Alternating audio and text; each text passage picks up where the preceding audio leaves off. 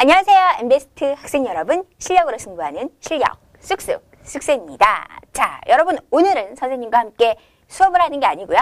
자, 요즘 내가 좀 안타까운 일이 생겨서 오늘 이 시간을 가졌습니다. 자, 어떤 일이냐면 많은 학생들한테 옛날 한 몇 년 전만 해도 내가 학생들한테 야, 너가 제일 좋아하는 과목이 뭐야? 이렇게 물어보면 많은 학생들이 사회요, 역사요 막 이랬거든. 근데 오늘날 여러분한테 내가 물어보면 사회는 제일 지루해요. 외울 게 너무 많아요. 무슨 소리인지 하나도 모르겠어요. 이런 애들이 굉장히 많아졌다는 너무 안타까운 사실이 있어서 오늘은 선생님과 함께 사회 공부를 왜 해야 되는지 그리고 어떻게 하면 즐겁게 할 수 있는지에 대해서 좀 이야기해보고자 하겠습니다. 자, 그렇다면 일단 첫 번째 주제 바로 사회 공부 왜 중요한가? 자, 일단 큰 관점으로 보도록 할게요. 큰 관점으로 보면 사회 공부는 짜잔, 국민 공통 과목이기 때문입니다. 오늘날 모든 국민에게 영향을 끼치는 그런 과목이에요. 사진 한 장 보여주도록 할게요. 자, 이 사진을 보면 여러분 우리 아가가 그쵸? 중국 여행 스탑이라고 하는 글을 썼어요. 그쵸? 요걸 들고 있는 거야. 왜 그런가라고 하는 걸 봤더니 끝에 뭐라고 써있냐면 여러분 동북공정이라고 써있습니다. 동북공정. 자, 동북공정이 뭘까? 만약에 여러분들이 역사 공부 혹은 사회 공부를 제대로 안 했다면 이게 무슨 소리인지 모를 거야. 동북공정? 동북강정도 아니고 닭강정. 응? 그치? 그럴 텐데 여러분들이 역사 사회 공부를 제대로 했다면 이게 뭔지 알 거예요. 이게 뭐니? 공정은 여러분 중국에서 말하는 작업이라는 의미예요. 작업. 바로 동북아시아 지역, 중국의 동북아시아 지역이라고 한다면 바로 만주 지역을 얘기하죠. 이 동북아시아 지역에 있는 역사를 왜곡하는 작업을 말해요. 여기 이제 우리나라의 어떤 또 조상이 있었던 고구려 그리고 발해의 옛 땅인데 이 고구려 발해의 옛 땅을 중국의 역사 속으로 편입시키려고 하는 작업. 이걸 바로 동북공정이라고 하고 실제로 중국은 이걸 무려 10년간 진행을 했습니다. 그리고 동북공정 있기 전에는 서북공정, 서남공정이라고 해서 이쪽 지역 먼저 역사 왜곡을 다 했어. 중국의 소수민족을 다 중국 역사를 끌어들였죠. 그래서 여러분 여기에 가면 티베트 지역이 있는데요. 이 티베트는 사실 중국과는 약간 다른 민족임에도 불구하고 티베트인들은 이제 우리는 중국의 역사다 이렇게 생각하는 것이 아주 이제 머리에 박혔다고 해요. 이 공정 때문에. 그러니까 여러분 이제 동북공정 같은 거 지금 중국이 하고 있다라고 하는 거 반대하는 거 이 학생 아주 똑똑하고 이제 역사 공부, 역사 의식이 굉장히 강한 학생이라고 할 수 있겠고 우리 국민들은요 이런 걸 알므로써 뭐니? 이런 일이 있구나. 라고 하면서 우리 역사와 우리나라를 다시 한번 돌아보게 되죠. 자, 이렇게 사회 역사 공부는 단순한 지식이 아닙니다. 단순한 지식이 아니라 우리 사회, 우리 국가, 우리 국민, 우리 민족, 그쵸? 나아가서 세계에까지 영향을 끼치는 그런 과목이기 때문에 일단 중요하다는 거야. 겁나 중요한 의미가 있죠. 그쵸? 또 이것뿐만 아니죠. 두 번째, 세상을 바라보는 눈을 키울 수가 있다라고 하는 말이 나오는데요. 역시 같은 맥락이에요. 뭐 그리스 신화 한번 얘기해 보도록 할까요? 그리스 신화 여러분 나오는 사람 중에 제우스. 그지? 제우스 멋있죠?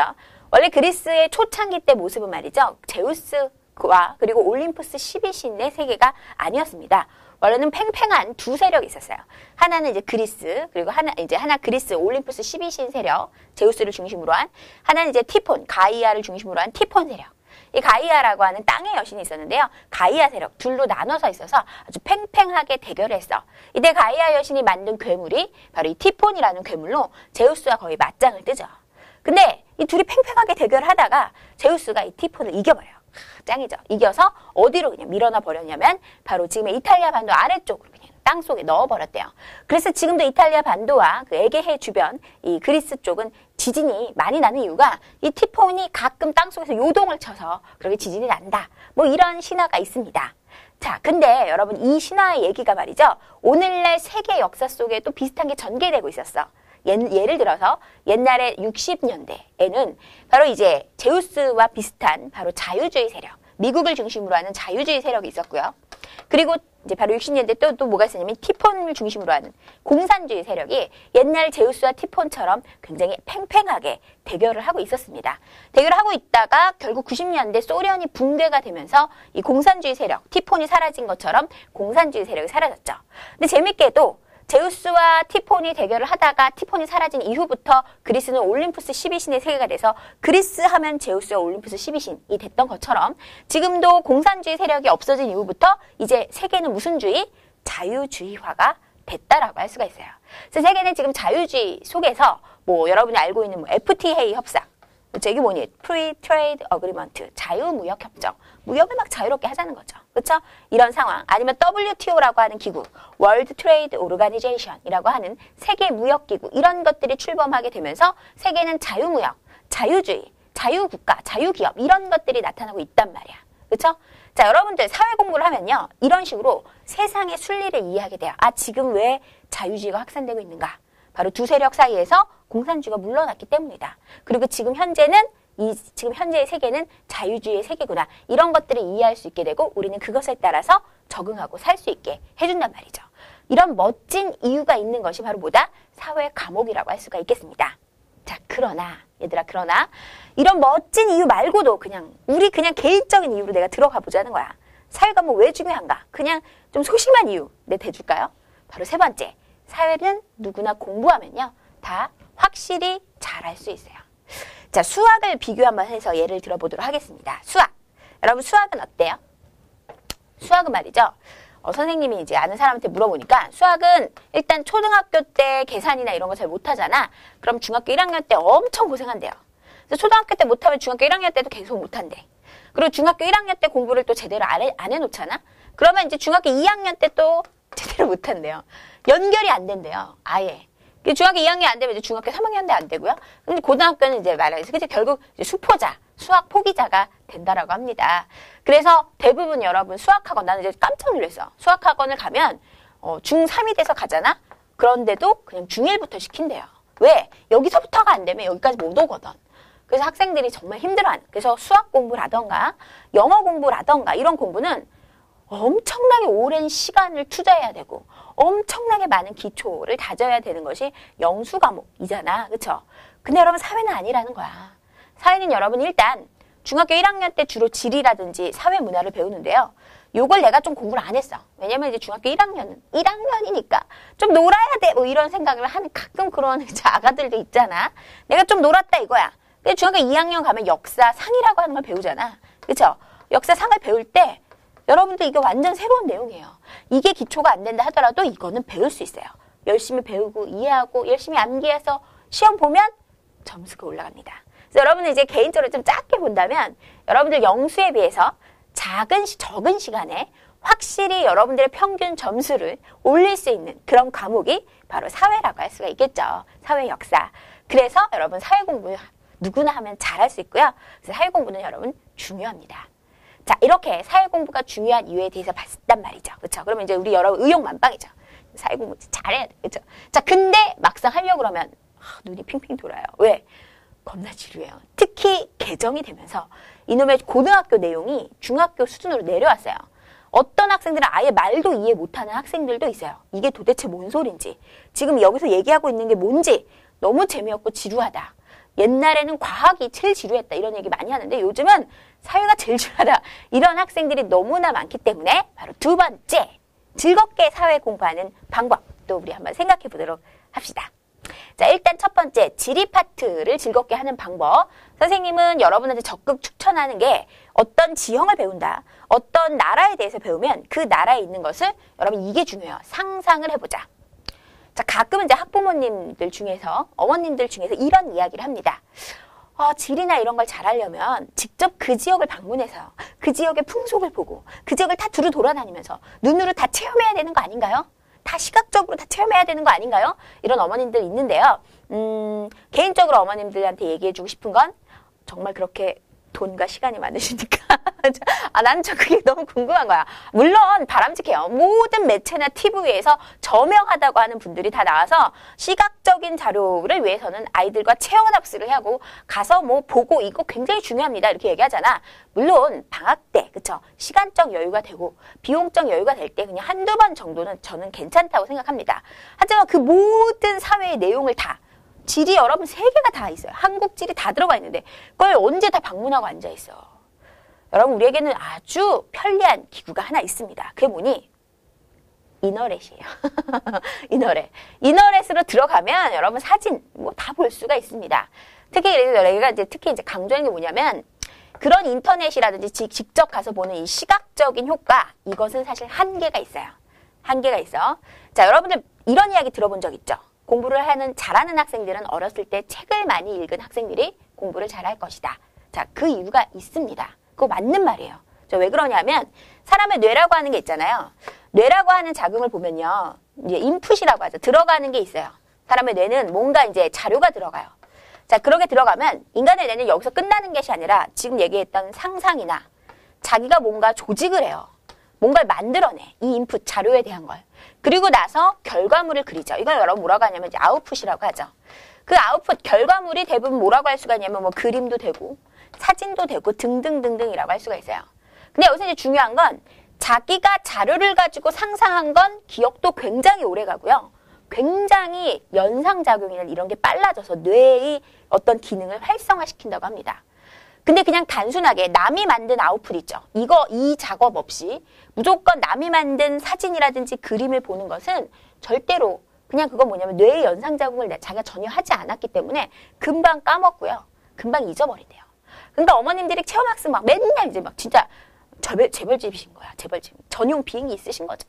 야, 오늘 스페인 갈까? 스페인 가세요. 보여줘요. 체험 막 하게 하죠. 그러나 그 학생은 물론 나름대로 추억은 있겠지만 학습적으로 기억하는 것은 한계가 있습니다. 한계가 있어요. 저는 적극적으로 추천하는 방법은요.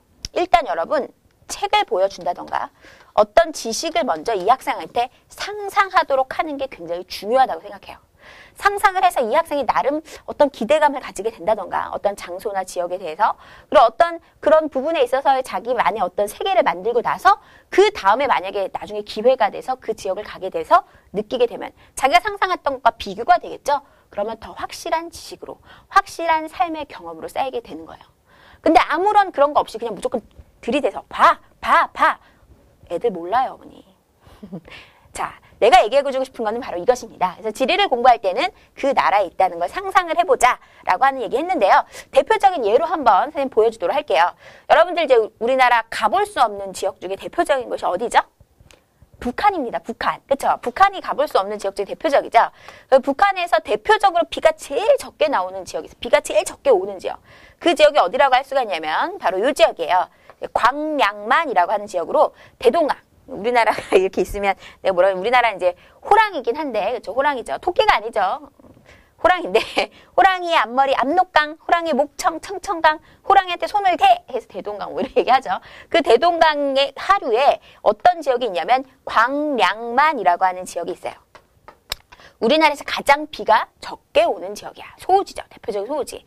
근데 여기가 이제 왜 소우지냐? 이게 여러분 사실 중학교 1학년 지리에 문제에 나와. 왜 소우지냐면 여러분 우리나라의 강수량은 대부분 지형성 강수라고 해서요. 산이 있으면 이제 바람을 만났을 때 바람이 습기를 가지고 있는 바람이야. 습기를 가지고 있는 바람인데 이 바람이 산을 타고 이제 올라가잖아. 이렇게 올라갈 때 이게 올라가니까 여기 해발 고도가 높아지죠. 높아지니까 기온이 떨어지는 거야. 기온이 떨어져서 기체 상태였던 바람, 기체 상태에 들어가 있었던 이 수분들이 여기로 가면 액체로 응결이 돼버려요. 약간 온도가 내려가니까. 그래서 무거워져서 비를 내리게 되죠. 이것이 바로 우리나라의 대표적인 강수량의 원리예요. 이걸 바로 지형성 강수라고 하죠. 그렇다고 했을 때 바람이 이렇게 와서 그래서 산맥에 부딪혔을 때 비가 내리는 게 기본적인 지형성 강수의 원리인데 이 광량만일 때는 뭐가 있냐면 너무 지형이 낮아. 그러니까 한마디로 해서 굉장히 지형이 낮아서 바람이 부딪힐 데가 없는 거예요. 그래서 쌩하고 무시하고 가기 때문에 여기 비가 적게 와요. 그럼 여기 지형이 왜 낮냐? 여기는 정말 엄청나게 거대한 갯벌이 펼쳐져 있습니다. 자, 그래서 여러분 나는 강량만 수업을 할 때 뭐라고 얘기하냐면 학생들한테 너네가 강량만에 있다고 생각을 하자. 그리고 자 눈을 감아. 그리고 상상해라. 끝없이 펼쳐져 있는 갯벌이 진흙벌 갯벌이 바다와 함께 펼쳐져 있는 모습. 그러면 바람이 쌩하고 무시하고 가기 때문에 비가 안 내리는 거다. 자, 상상해 보셨나요?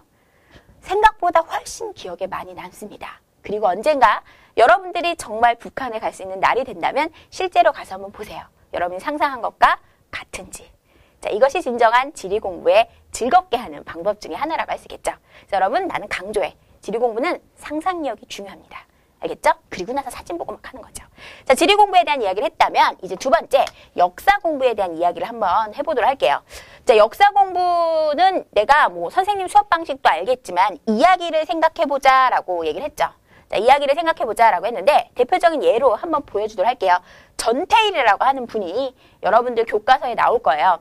옛날에 이제 역사 공부는 대부분 현대사 부분은 책 뒤쪽에 쫙 밀려 있어가지고 역사 공부를 할 때 학생들은 현대사를 몰라요. 전혀 공부를 안 했어.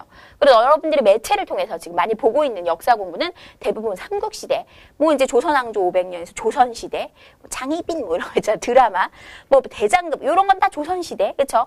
그래봤자 고구려 막 이랬단 말이지. 그러니까 우리나라 현대사 부분은 사실 많이 건드리지 않았던 게 여러분들이 접하고 있는 매체라서 굉장히 생소해.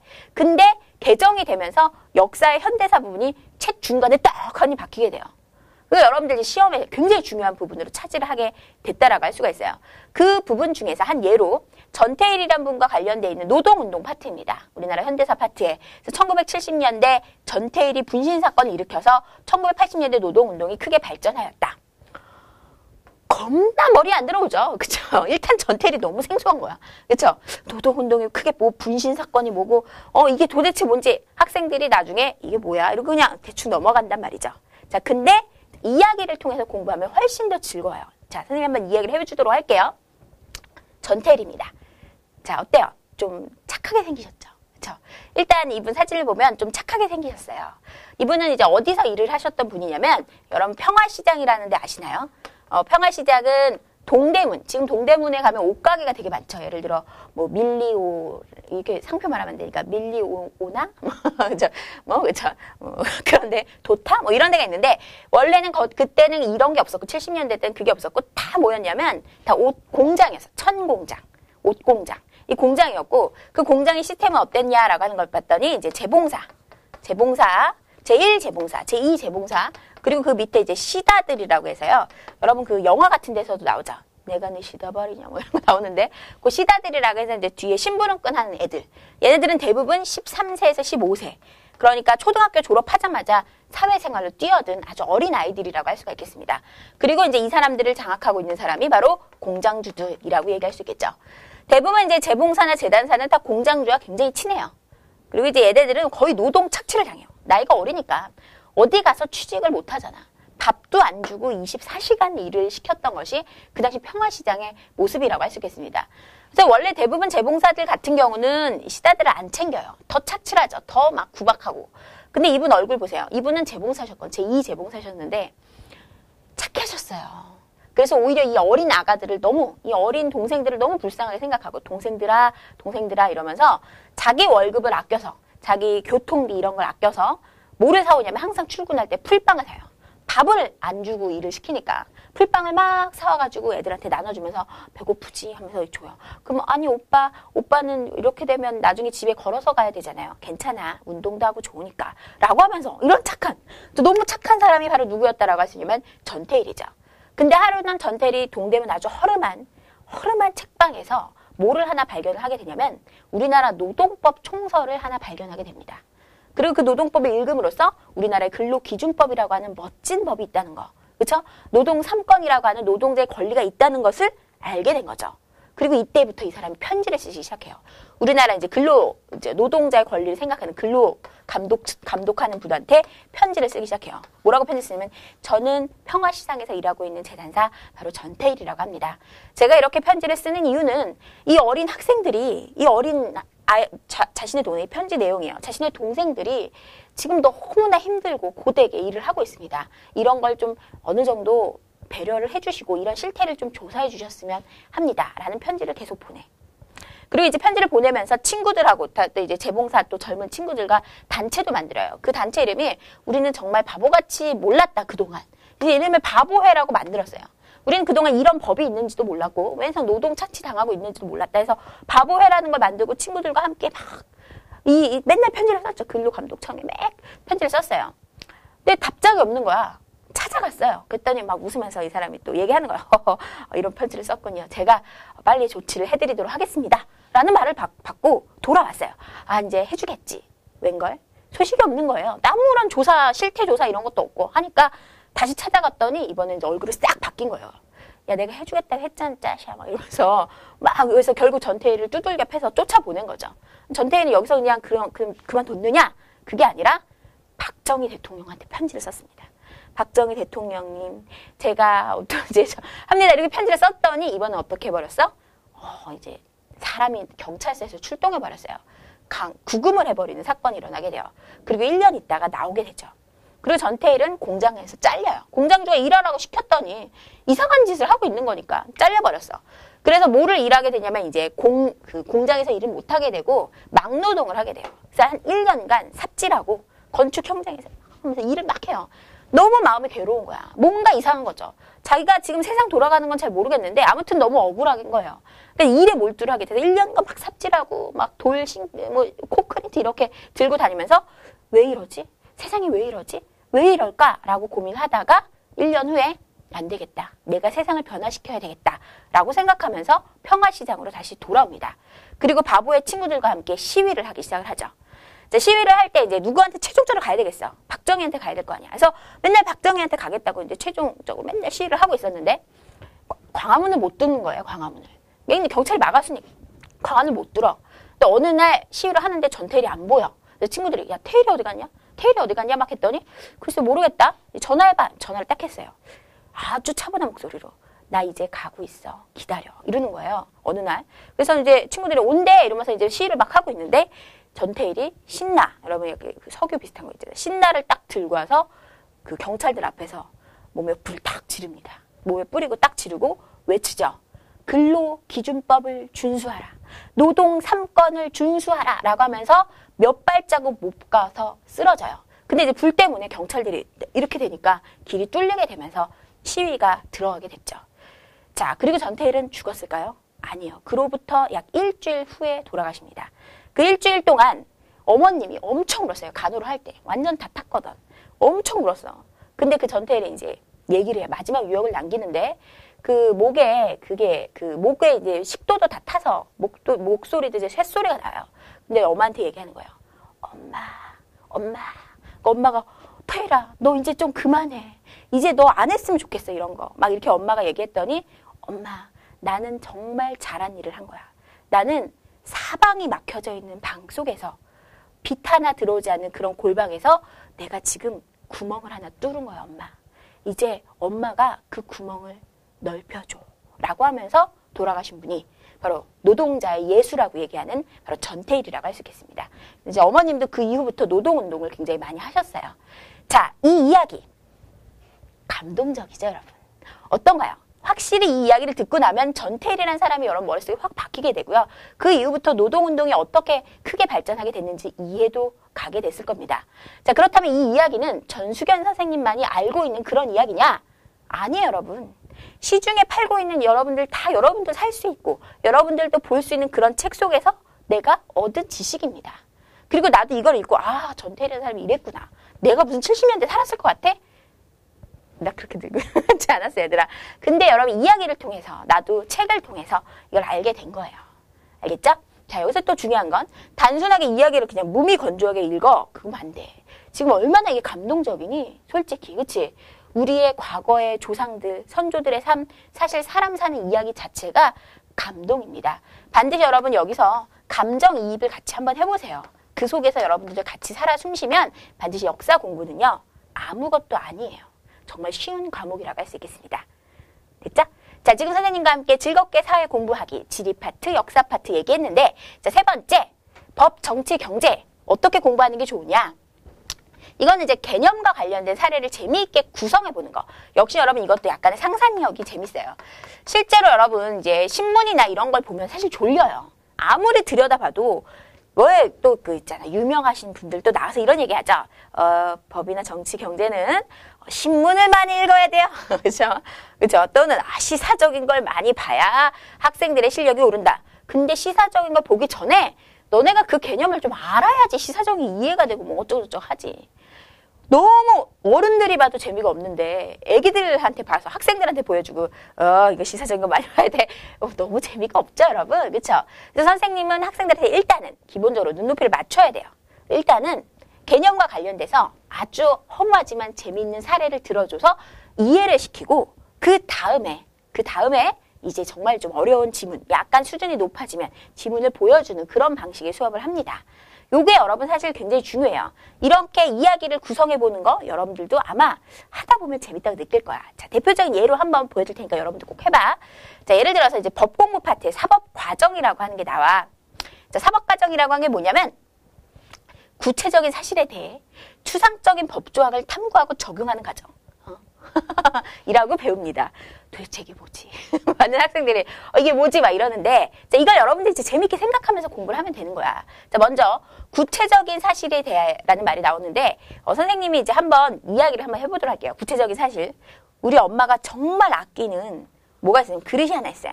이 그릇은 여러분 이제 밥그릇인데 금으로 이렇게 도배가 이렇게 됐어. 약 시가 한 1,000만 원 되는 그릇이래요. 장난 아니죠? 그렇죠? 요걸로 이제 밥을 드세요. 왜냐면 건강에 좋다는 거야. 뭐 어이가 없는데. 자, 근데 옆집에 내 친구가 놀러 왔어. 옆집에 내 친구가 놀러 왔어. 근데 걔네가 강아지를 하나 키워요. 강아지를 하나 키우는데 이 강아지가 그 많은 그릇 중에서 하필이면 시가 1,000만 원짜리 되는 그릇에 응가를 싼 거예요. 자, 응가를 쌌대요. 어이가 없죠. 그래서 결국 이 시가 1,000만 원짜리 되는 그릇은 이제 똥 싼 그릇이 되고요. 우리 엄마는 여기서 밥을 먹어야 되는데 이 똥 싼 그릇에는 걔가 똥 싼 그릇에 어떻게 밥을 먹어? 우리 엄마 못 먹게 되죠. 당황하죠, 우리 엄마. 자, 우리 엄마 너무 스트레스를 받은 거야, 엄마가. 너무 스트레스를 받아서 우리 그 애한테 이제 뭐를 하겠다면 재판을 하겠다고, 소송을 하겠다고 얘기를 한 거죠. 당황했죠, 우리도. 근데 실제로 여러분 법조항에 한번 볼까요? 법조항에 이런 얘기가 있어요. 걔가 똥 싼 그릇에, 걔가 집에 와서 그릇에 똥을 쌀 경우 얼마나치의 벌금과 정신적 피해 보상을 줘야 한다. 이런 조항이 있어요? 없죠. 즉 사실은 굉장히 구체적이지만 이것과 관련된 구체적인 법조항은 존재하지 않습니다. 그렇죠? 추상적으로 존재하는 거야. 근데 실질적으로 그래서 그런 조항이 없으니까 이거 어떻게 적용할까 당황하잖아. 그런데 이건 있어요. 추상적으로, 그러니까 한마디로 구체적으로 적혀있진 않지만 기물손괴죄라고 하는 죄가 있어. 이게 뭐냐면 그 집에 있는 기물을 파괴할 경우에 이것에 대해서 어떤 처벌을 해야 된다라고 그냥 뭉뚱그려서 이런 게 들어가 있단 말이야, 법조항에. 그쵸? 그러면 이제 판사는 어떻게 하느냐? 바로 이제 우리 친구 A한테 뭐라고 하냐면 어머님의 심한 정신적 충격에 대한 보상, 왜 기물 손괴죄에 의해서 지금 그래도 약간 파손했잖아. 기물 손괴죄에 의해서 100원의 보상을 해야 된다. 뭐 이런 식으로 판결하죠. 판사들이. 요걸 여러분 바로 뭐라고 하냐면 사법과정이라고요. 구체적인 사실이 발생했는데 그 사실에 대해서 구체적인 법정은 없잖아. 추상적인 법정을 이제 해석해야 돼요.